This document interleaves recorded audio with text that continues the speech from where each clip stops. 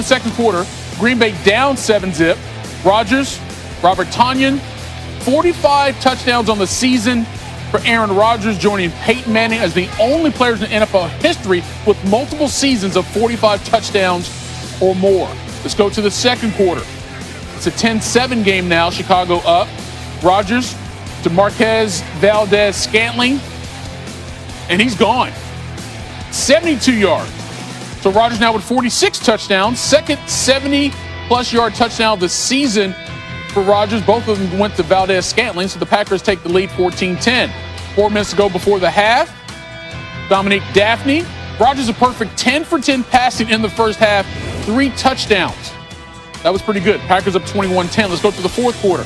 Big moment here, 4th and 1 for the Bears. Mitch Trubisky can't get it to Allen Robinson. They return the ball over on downs.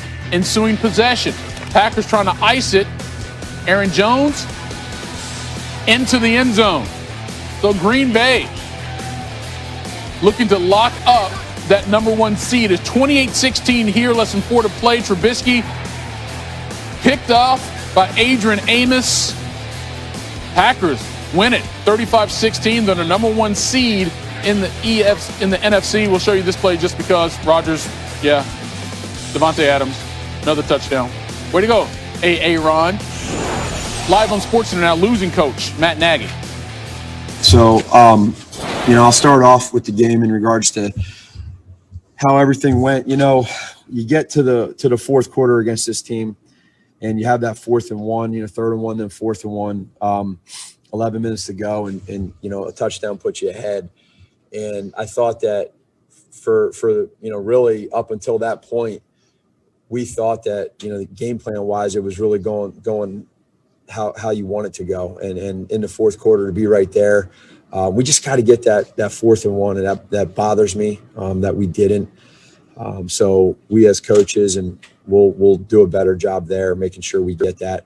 And then all of a sudden, they go down and they get 2 touchdowns and make it 35-16. Red zone, not good enough. 1 for 5 in the red zone. You can't play the Green Bay Packers and Aaron Rodgers and kick field goals. We have to get touchdowns. There's no other way. And then he's 4 for 4 in the red zone. We had 6 fourth down conversions, which is probably more than we had all year long.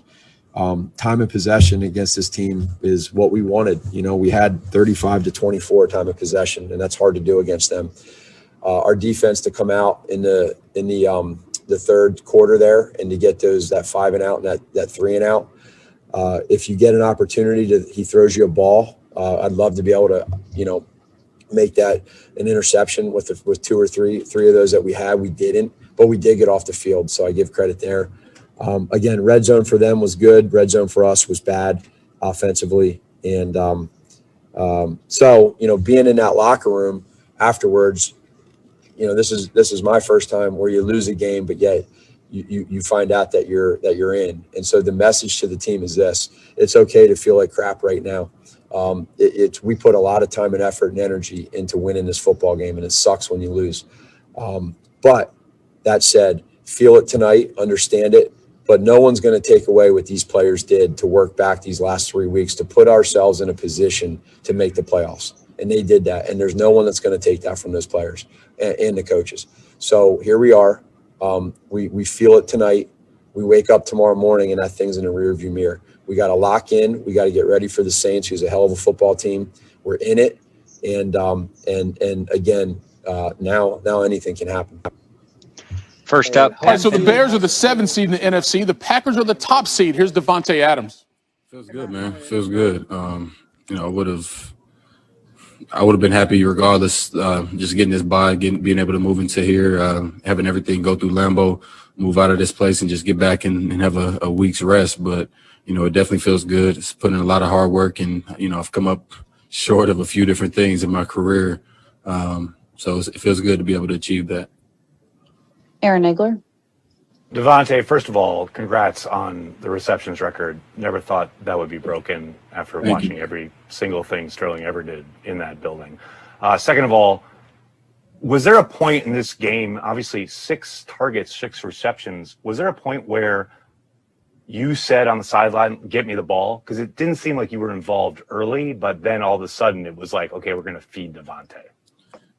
Yeah, well, honestly, I was, just for the mojo of the team, I wanted to stay as positive about things, but it gets frustrating just because, all I care about is the offense doing well. So if we, first half we're moving the ball well, scoring, doing what we got to do, it doesn't really matter. But when we hit a stalemate and we're not really productive the way that we should be or the way we can be, that's when it starts to get, a little frustrating. But it is what it is. I feel like I got trust in our coaches and the rest of our team to go out and take care of business as well. So just try not to panic in situations like that, especially with everything that we had on the line. We just wanted to make sure we stayed as calm as possible and just trusted it. But it was definitely a conversation that was had, but it was initiated by the coaches just to make sure that they made a conscious effort to get me involved. And, from there, I just had to make sure I made plays, and I tried to do that on, those last 2 drives. So back to Rodgers throwing for 4 touchdowns in this game to clinch that number 1 seed in the NFC. It's his 11th career game with at least 3 passing touchdowns against the Bears. He also finishes the season with 48, tied for 5th most in single season in NFL history. Every quarterback who threw at least 48 touchdowns, see these guys on the list, they all won the MVP that year. All right, so bring the guys back in. Tim, let me start with you. What did you see from number 12 today? Listen, it's remarkable what he's able to do. Is really what makes him so special. It's one thing to just execute the plan and the call that comes into the huddle, but his ability to go above and beyond that is unique. Here's a good example. It's 3rd down. He uses a double cadence. A lot of times the defense will use the play clock to disguise their pressure. Well, the play clock's running down, so here comes the pressure. They see it late because they're sliding away. They've got a free runner. Instead of throwing the hot, which he's well aware of, to Devontae Adams, he knows he's got Danny Trevathan running with Marquez Valdez-Scantling down the middle of the field.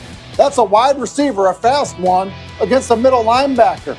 But you have to have the timing to be able to get the football off before the free runner gets to you. You also have the anticipation that you might get drilled, which he doesn't there because he plays with such good anticipation.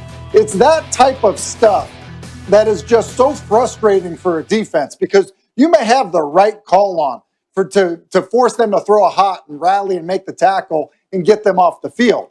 But Aaron Rodgers has the ability to say, no, I'm not even going to throw the hot because I'm going to kind of give some ground and hit a shot down the field for a score. It's just demoralizing to your defense, and it's one of the things that makes him so special.